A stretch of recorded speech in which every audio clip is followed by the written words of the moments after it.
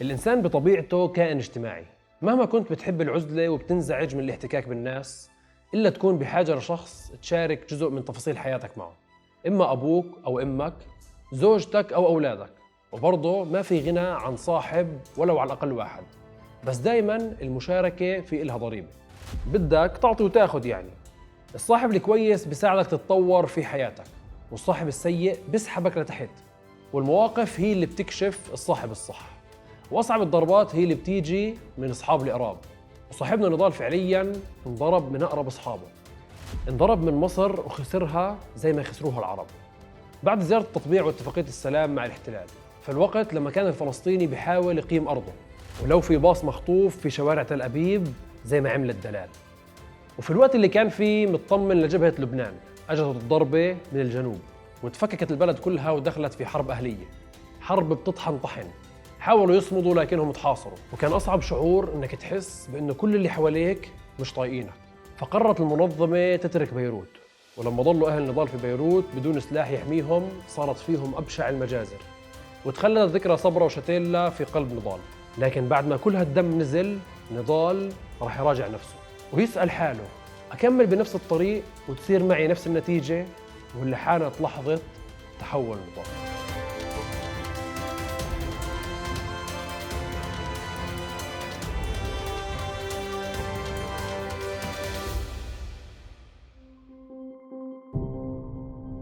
مع كل تراجع كان بيتعرض له الفلسطينيين سواء في الحروب مع الاحتلال أو في العلاقات مع الدول العربية، كانت بتصير عمليات مراجعة ونقد داخلي، ودائما كان بيكون في سؤال: البحث عن الحل. فالتوجه للتنظيمات صار بعد ما شاف المجتمع الفلسطيني ضرر اعتماده على الأنظمة العربية. لكن مع الضرب اللي تعرضت لها الفصائل الفلسطينية في الأردن ولبنان، وعلى رأسها الجبهة الشعبية لتحرير فلسطين ذات التوجه اليساري، وحركة فتح اللي كان توجهها علماني وحريصة على إبعاد الأمور الدينية عن أدبياتها، صار في توجه عام عند المجتمع الفلسطيني بالميل أكثر للجانب الإسلامي والعودة إله. طبعاً العودة ليش؟ لأنه هو أصلاً كان موجود. كان واضح دور الإسلاميين في كثير من الحلقات اللي حكينا فيها، بالذات حركة الإخوان المسلمين. لكن هذا الدور خفت مع انتشار الشيوعية والفكر القومي، خصوصاً في فترة عبد الناصر، وبالتحديد بعد انتصار الثورة الإسلامية الإيرانية على النظام الشاه في إيران سنة 1979، وتوجه منظمة التحرير التدريجي نحو المسار السياسي مثل ما حكينا قبل. وكان فوز القوائم الإسلامية في الجامعات أو في النقابات المهنية في أواخر السبعينات، سواء في الضفة الغربية أو غزة أو الأردن أو حتى الكويت، مؤشر قوي على ميل الناس للخطاب الإسلامي. فبدأت التنظيمات الإسلامية بالتشكل بشكل سري في بداية الثمانينات. تولدت الخبرة العسكرية عند الإسلاميين في معسكرات الشيوخ، وكانت تتبع لحركة فتح في الأردن، لكن مع استقلالية إدارية داخلية. وفي بداية الثمانينات كان الدكتور فتحي الشقاقي راجع لغزة بعد ما أنهى دراسة الطب في مصر، ومثله مثل هالناس اللي انتقلت من التوجه العروبي إلى التوجه الإسلامي. لكن موقفه تغير بعد الأحداث اللي مرت فيها القضية، وابتعد عن الفكر القومي وانشق عن جماعة الإخوان المسلمين. لكنه كان متأثر بتجربة الثورة الإيرانية، فأسس حركة الجهاد الإسلامي في غزة في نهاية سنة 1981. وبقية التنظيم وغيره من التنظيمات الإسلامية بتركز على الجانب الإعداد الإيماني مع تأسيس بسيط للجانب العسكري، لحد ما تم اكتشاف مخزن للسلاح في أحد المساجد بغزة سنة 1984، فتم اعتقال 60 واحد من أعضائه بتهمة حيازة أسلحة والإضرار بالممتلكات اليهودية، وكان من بينهم الشيخ أحمد ياسين ورفاقه. وطلع فيه حكم بالسجن لمدة 12 سنة، وما شفع له إنه مشلول وما بيقدر يحرك إلا لسانه وراسه.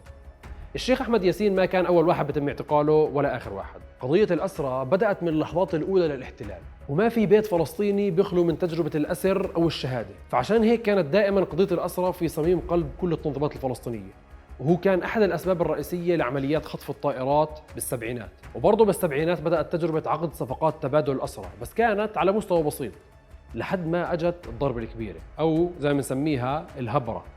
هذا بحكي لك يا سيدي قبل ما تنسحب منظمة التحرير من لبنان، وخلال الاجتياح سنة 1982 تمكنت حركة فتح من خطف جندي إسرائيلي من موقعه العسكري وخبته عندها. وبعدها بسنتين وفي إحدى العمليات للجبهة الشعبية القيادة العامة برضه تم أسر كمان جنديين في عملية في الجنوب.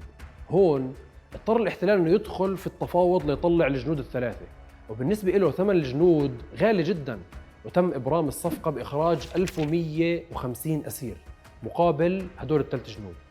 وهي كانت سابقة في التاريخ الفلسطيني وأكبر عملية تبادل أسرى في هداك الوقت.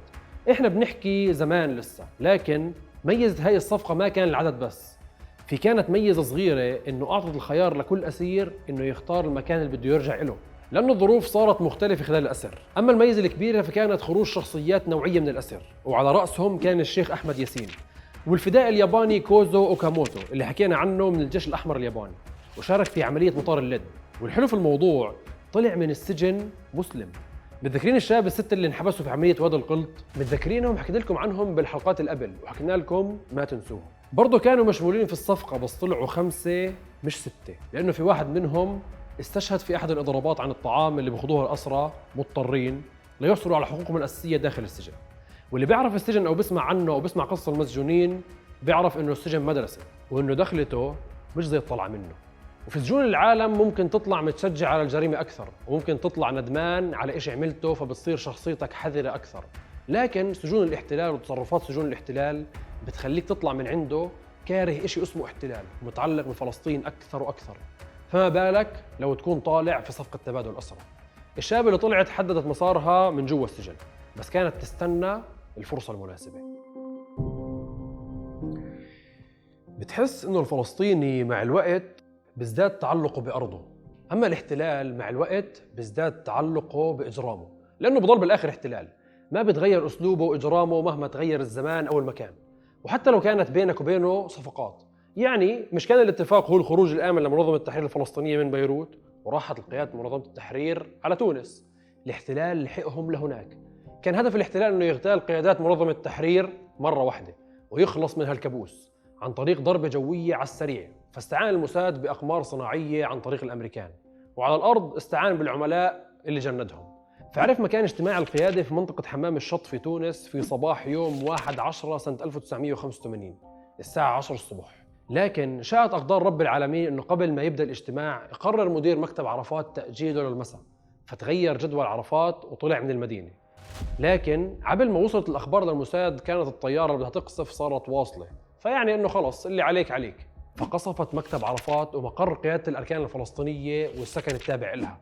فكانت حصيلة هاي العملية 50 شهيد فلسطيني و18 شهيد تونسي و100 جريح من الطرفين. وغير عن عمليات الموساد السرية، الاحتلال أعلن مسؤوليته بكل وقاحة عن العملية بحجة شو قال؟ حق الدفاع عن النفس.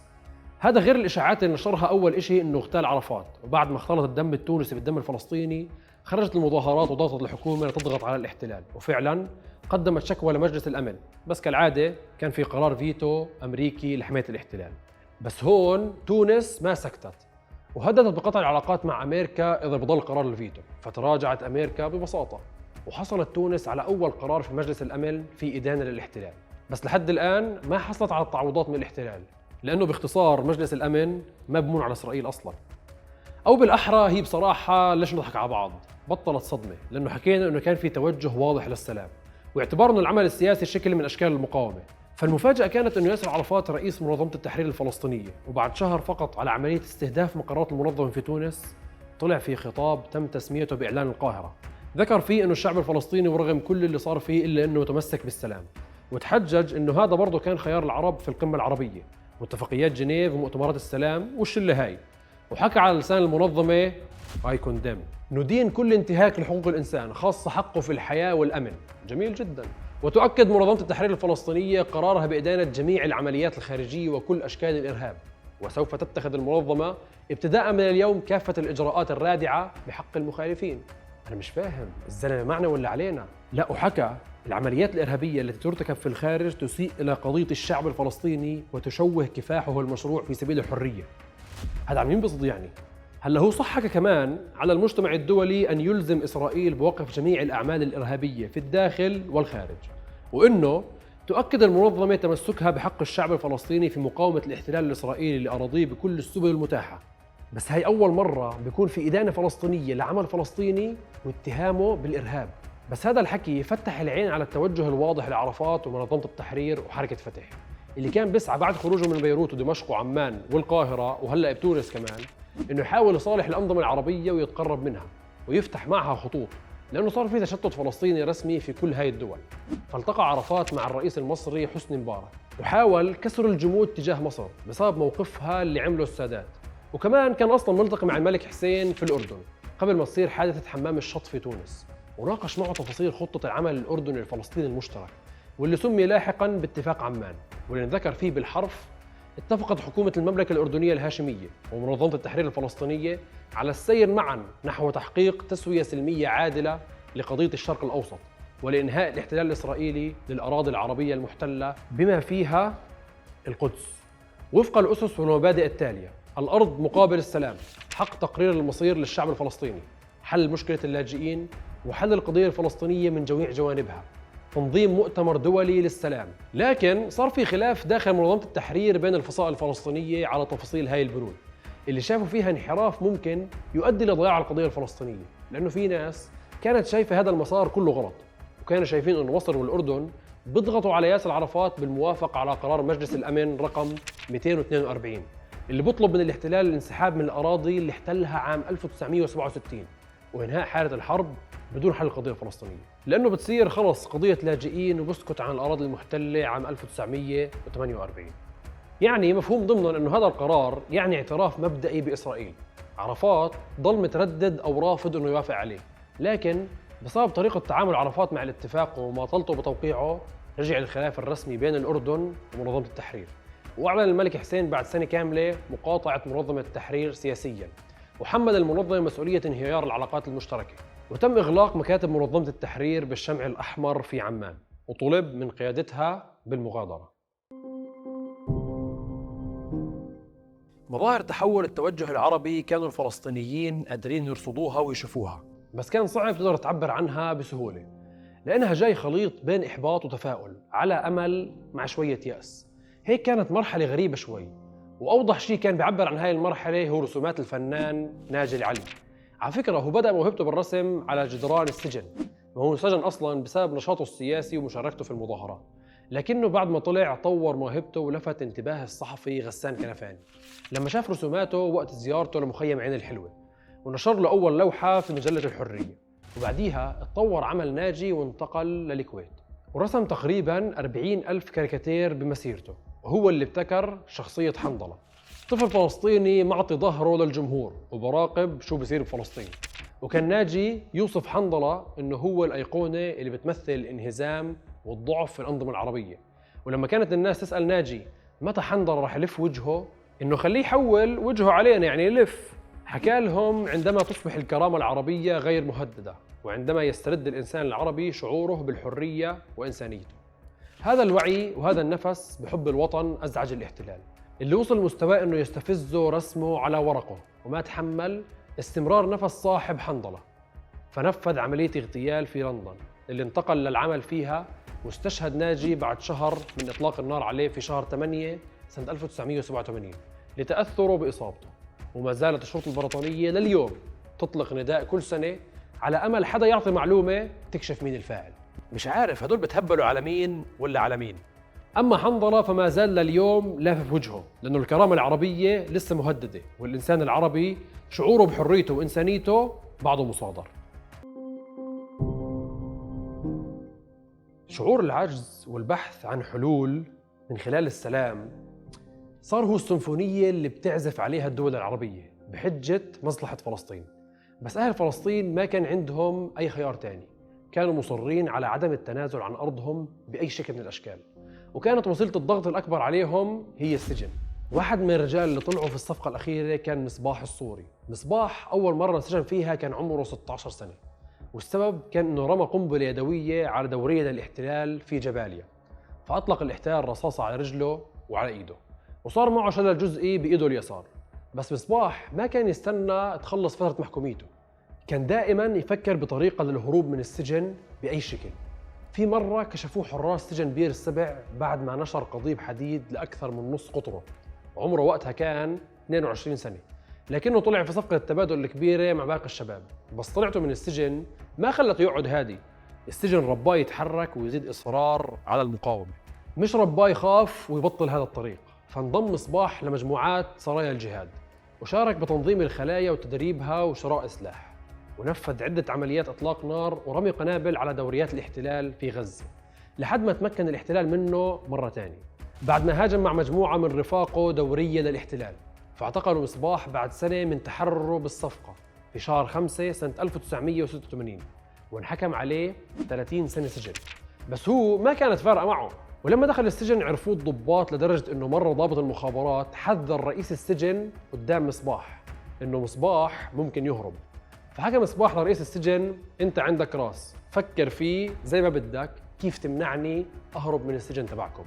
والمشكلة مصباح ما كذب خبر، فهرب منشار حديد جوا رغيف الخبز، وتعاون مع 2 اصحابه بالسجن، عبد السلام وعماد، بنشر قضبان شباك الحمام، وكانوا حريصين على السرعة والسرية لدرجة انه كان معهم 25 واحد بنفس الغرفة. وبعد سنة كاملة من نشر، تخيلوا سنة كاملة، تمت عملية القص، وكان الاتفاق تهريب أصحاب الأحكام العالية. حتى عبد السلام وعماد طلب منهم مصباح إنه ما يشاركوا بعملية الهروب لأنه أحكامهم كانت على وشك إنها تنتهي. وفي ليلة ما فيها ضوء قمر نجحت عملية الهروب الكبير من سجن غزة المركزي، وما اكتشفها الحراس إلا ثاني يوم الصبح لما اكتشفوا هروب 6 أسرى من أصحاب الأحكام العالية، وعلى رأسهم كان مصباح. فصار في عملية استنفار داخل السجن وخارج السجن ليمسكوا هالخلية، وبعد أسبوع قدروا يمسكوا واحد، وفي 2 قدروا يهربوا برا غزة. أما مصباح واللي معاه كانوا كمان 2، فقرروا إنهم يضلهم مختفيين ويطاردوا الاحتلال بدل ما الاحتلال هو اللي طاردهم. وتمكن أحد ضباط المخابرات إنه يكتشف مكان مصباح في شرق الشجاعية، فطارده، لكن مصباح قتل الضابط ورجع اختفى. وبعد 3 أشهر قدر صاحبه الثاني إنه يقتل قائد الشرطة العسكرية في غزة. فدخل الاحتلال بحالة هستيريا، حس حاله بطارد أشباح بغزة، ورئيس الوزراء إسحاق رابين صرح إنه هاي العملية استثنائية والرد عليها رح يكون استثنائي. كثفت المخابرات عمليات البحث والمتابعة، بدها تطلع مصباح وخليته من تحت الأرض. وفي يوم 1 أكتوبر سنة 1987 صار في اشتباك مسلح قدام حاجز للجيش في منطقة جحر الديك، بعد ما نقل أحد العملاء خبر وجود 3 أشخاص في سيارة. فأعلن الاحتلال اسم شهيدين، لكن كتم على الشخص الثالث. وبعد أسبوع صار في اشتباك على أحد النقاط العسكرية في الشجاعية، ليطلع بيان من الاحتلال بعديها أنه في معركة الشجاعية تم تصفية رفاق مصباح فيها. أما مصباح فكان هو الشخص الثالث في اشتباك جحر الديك. وكشف الاحتلال أنه مصباح ما كان مستشهد وقتها، بل أنه تم اعتقاله وهو مصاب، وتعرض لتحقيق قاسي وتعذيب شديد في أقبية المخابرات، لكنه رفض الاعتراف بأي شيء حتى أنه استشهد تحت التعذيب، وقضى مصباح نحبه بعد ما نال منصب المقاوم والأسير والمطارد والجريح، وأخيراً كان الشهيد. ونقل الإعلام الصهيوني تفاصيل هاي العمليات وتفاصيل عملية الهروب من سجن غزة، لأن المخابرات الإسرائيلية اعتبرت أنه خلية مصباح هي أخطر خلية واجهت المخابرات الإسرائيلية من عام 67. وانتقم الاحتلال من عائلة مصباح فنسفوا بيته ومنعوا عائلته من المشاركة بجنازته. بس يا حبيبي على اللي كان بنتظر الاحتلال. كثرت العمليات النوعية هاي، بالذات هاي العملية، وكيف الناس صارت تعتبر اللي بيقوم فيها أبطال. شحنت عواطف الناس كثير اللي كانت أصلا مشحونة بسبب المجازر اللي صارت بلبنان، وبسبب تكرار استهداف الأقصى بالاقتحامات واستمرار حفر الأنفاق تحته، والطرق اللي كان يتعامل فيها الاحتلال مع العمال من الضفة وقطاع غزة، والإذلال اللي كانوا بيتعرضوا له بشكل متكرر. كل هاي العوامل وصلت الناس لمرحلة بدها تفقع وشايفة إنه ما في حل، لحد ما أجا يوم 8/12 سنة 1987. واحد من المستوطنين دعس بشاحنته سيارة عمال فلسطينيين في منطقة جباليا بغزة، فاستشهد 4 عمال. كان ممكن اعتباره حادث، بس كانت هاي شعلة بداية انتفاضة الحجارة. الناس تاني يوم طلعت تتظاهر ورمت حجارة على موقع للجيش بجباليا، فقمعهم الجيش كمان. فأضرب الطلاب عن جامعاتهم وأضربوا العمال والموظفين عن أشغالهم. وانعجل الاحتلال بالتعامل مع هاي الظروف الجديدة، بين إنه ما يعطيها أهمية بتصريحاته أو يحاول ما يستفز الناس، وبين إنه مرات يستخدم القمع العنيف ويتعمد الإصابة. والسبب إنه هاي أول مرة بصير زي هيك تحرك جماعي داخل الأراضي المحتلة من عشرات السنوات، لكن من بعد 67 كانت تكون على شكل عمليات فردية، وغالبيتها العظمى جاي من الخارج. ووضع الضفة ما كان مختلف عن وضع غزة، هو نفس الاحتلال ونفس التصرفات، وكان نضال بشجع الناس كلها إنها تتحرك. ومع تحرك نضال تحرك المخيم، ومع تحرك مخيم جنين تحرك مخيم بلاطة، وتحرك الضفة كلياتها. حاسين إنه زمان ما حكينا عن النضال، صح؟ هو كان حاسس إنه زمان ما حدا انتبه على الضفة أصلاً. التركيز كله كان على التحركات منظمة التحرير برا، وحرفياً المجتمع في داخل فلسطين العالم نسيه. حتى فكروهم إنهم خلص باعوا أرضهم وسكتوا. لكن انتفاضة الحجارة هي كانت إثبات العكس. إنه هذا الشعب مستعد يقاوم الاحتلال بأي شيء، ولو كان بالحجارة. وما مرق كم من يوم إلا وأعلنت حركة المقاومة الإسلامية عن انطلاقها من داخل فلسطين تحت اسم حماس في 14/12 عام 1987، وأعلنت عن مشاركتها بكل قوة في الانتفاضة. وأعلنت في بيانها الأول: إننا اليوم على موعد مع قدر الله النافذ في اليهود وأعوانهم، بل إننا جزء من هذا القدر الذي سيقتلع جذور كيانهم عاجلاً أو آجلاً بإذن الله. ومع اشتداد مظاهر الانتفاضة وبلشت الأمور تبين إنه رح تفلت من إيد الاحتلال، أعلن وزير الدفاع إسحاق رابين عن سياسة جديدة للتعامل مع الفلسطينيين، وهي سياسة تكسير العظام، عشان تمنع الشباب من المشاركة في الانتفاضة بدل ما تقتلهم برصاص. وهذا اللي طبقه الجنود حرفياً على وائل وأسامة، شابين كانوا برعوا الغنم في الجبل وهم مروحين. هجم عليهم جنود الاحتلال ونزلوا فيهم ضرب لمدة نص ساعة وكسروا عظامهم بالحجارة، وبعدها اعتقلوهم. وائل وأسامة ضلهم طول الوقت يفكروا كم من سنة رح يقعدوا بالسجن، بس اللي صار فعلياً إنه أفرجوا عنهم بعد كم من ساعة، لأنه اللي ما كانوا عارفينه إنه العالم كله شاف منظرهم وهم بتكسروا، لأنه من حسن حظهم كان في مصور أجنبي يصور كل إشي صار، وكل التلفزيونات نقلت هالمنظر، والانتفاضة ولعت بزيادة في الضفة وفي غزة. فبدأ الاحتلال يبحث عن كل مين بيحركها، أو بالأحرى كل من بدعم العمل العسكري ضد الاحتلال على حساب العمل السياسي. فاغتال القادة الثلاثة لسرايا الجهاد في قبرص، أبو حسن القاسم وحمد التميمي ومروان كيالي، اللي كانوا مشرفين على عملية الشهيد مصباح وغيرها كثير من العمليات، وكان لهم دور في تأسيس الكتيبة الطلابية اللي حكينا عنها في الحلقة الماضية، وكانوا أعضاء سابقين في حركة فتح. وتاني يوم كمان استسللت وحدة من جنود الاحتلال لسفينة العودة اللي كانت بتجهزها منظمة التحرير في قبرص لعودة 100 مبعد إلى فلسطين. وفجر الاحتلال معها حلم العودة، ثم انتقل الاحتلال ليغتال صاحب مقولة: إياك أن يشعر عدوك بالعزة عليك، أنت الذي يجب أن تكون العزيز عليه، أنت الذي تشعر عدوك بالعنفوان وبالعزة وبالكرامة. اغتال الاحتلال أبو جهاد خليل الوزير، مسؤول العمل العسكري في حركة فتح والإيد اليمين لياسر عرفات. اغتالوا برضه هاي المرة في تونس، وبرضه هاي المرة كانت بإشراف يهود باراك اللي صار رئيس الوزراء، ويبدو أنه معارضته للحل السياسي كانت هي سبب في اغتياله، لأنه هدد بيوم من الأيام أنه إذا بتم الاتفاق والموافقة على قرار 242 رح يكون أول المنشقين. فدفع أبو جهاد ثمن رفضه التحول عن مساره، وفعلا انشق من الأرض إلى السماء شهيدا، بس ترك نهجه في الأرض يكملوا نضال واللي معه حتى يستمروا في الانتفاضة رغم كل شيء. في فترة الانتفاضة نضال وغيره كثير من الفلسطينيين صاروا متعودين على كل شيء بيسمعوه. كثير طبيعي تسمع فلان استشهد، أو فلان اغتالوه، فلان دخل السجن، أو فلان طلع من السجن، البلدة الفلانية اقتحمها الاحتلال، العيلة الفلانية الاحتلال هدم بيتها، شلة أصحاب الفلانيين تجمعوا عند الحاجز وطبشوا حجار. صارت حالة فلسطينية جامعة. بس نضال حس إنه في إشي بيصير غلط. فبيوم من الأيام، كان يوم سبت بالضبط يوم 14/5 سنة 1988، اليهود مهديين الوضع شوي والاحتلال مخفف انتشاره وفيش مواجهات، والجو ربيع والوضع هادي. صح في انتفاضة بس الوضع بيسمح لرحلة، يا سيدي اعتبروها استراحة محارب. جمع نضال كل أهله وأصحابه، كل أهل المخيم، كل حدا بيقدر يوصله، وكان الحاضر بيعلم الغايب: نضال أبو خالد عازمكم. وين؟ على يعبد. وأي حدا كان بيسأل عن السبب كان يرفض يجاوبه.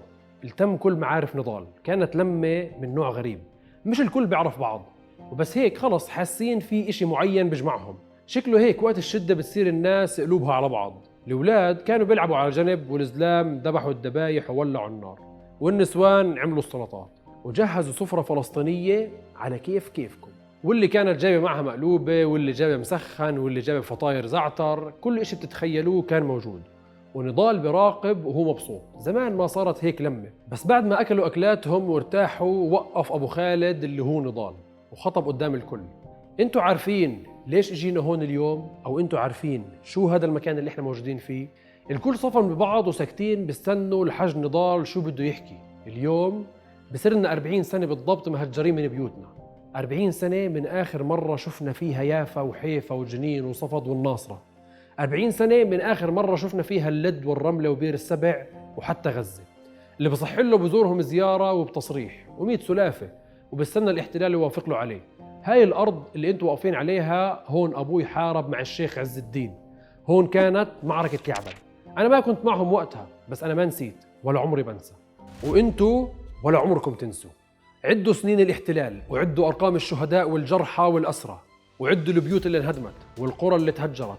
عدوا حالكم منيح وعدوا كل ذكرياتكم عشان ما تمر علينا لحظة وننسى الطريق اللي مشينا فيه، وحتى ما نتحول عن طريقنا وأرضنا وحقنا. ولو كل العالم تحول، ما بسمح لنفسي ولا بسمح لكم إنه نتحول عن حب هاي الأرض والتضحية عشانها. وزي ما حكى الشيخ على هاي الأرض بنعيد: إنه لجهاد نصر أو استشهاد. وهذا عهدنا أمام الله وأمام هاي الأرض وأمامكم، إنه نضال ما بتحول. بنشوفكم في الحلقات الجاي. السلام عليكم.